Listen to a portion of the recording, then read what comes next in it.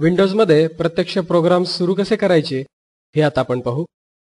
यासाठी स्टार्टवर क्लिक करा। माऊसचा पॉइंटर प्रोग्राम्सवर आणा।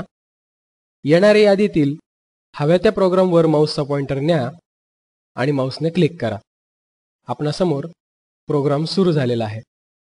हा सुरू झालेला प्रोग्राम जर बंद करायचा असेल तर इथे वरच्या कोपऱ्यामध्ये ही जी लाल फुली आपल्याला दिसत आहे त्यावर एकदा क्लिक करा। प्रोग्राम बंद होईल। याचप्रमाणे प्रोग्राम्सच्या यादीतील कोणताही प्रोग्राम आपण सुरू करू शकतो। पुन्हा एकदा स्टार्टवर क्लिक करू।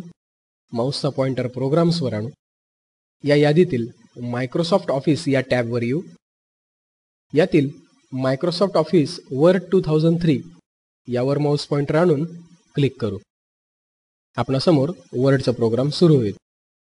याला बंद करण्यासाठी तीच पद्धत आहे। या फुलीवर जाऊन एकदा क्लिक करावं लागेल। त्याचप्रमाणे स्टार्ट, प्रोग्राम्स, ॲक्सेसरीज, कॅल्क्युलेटर सुरू करण्यासाठी कॅल्क्युलेटरला क्लिक करू।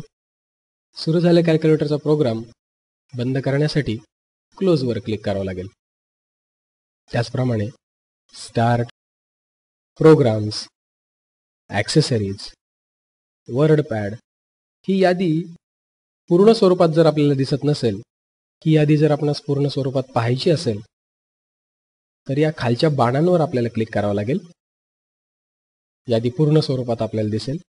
इकडे सुद्धा ही डाव्या बाजूची जी यादी आहे ती पूर्ण स्वरूपात पाहण्यासाठी या खालच्या बाणांवर आपल्याला क्लिक करावं लागेल। यादी पूर्ण स्वरूपात आपल्याला दिसेल। या यादीतील कुठलाही प्रोग्राम आपण फक्त त्यावर क्लिक करून सुरू करू शकतो।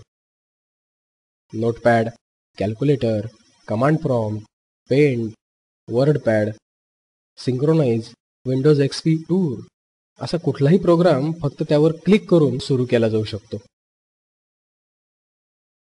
आपल्यासमोर वर्डपॅडचा प्रोग्राम सुरू झालेला आहे। बंद करण्यासाठी क्लोजवर क्लिक करा।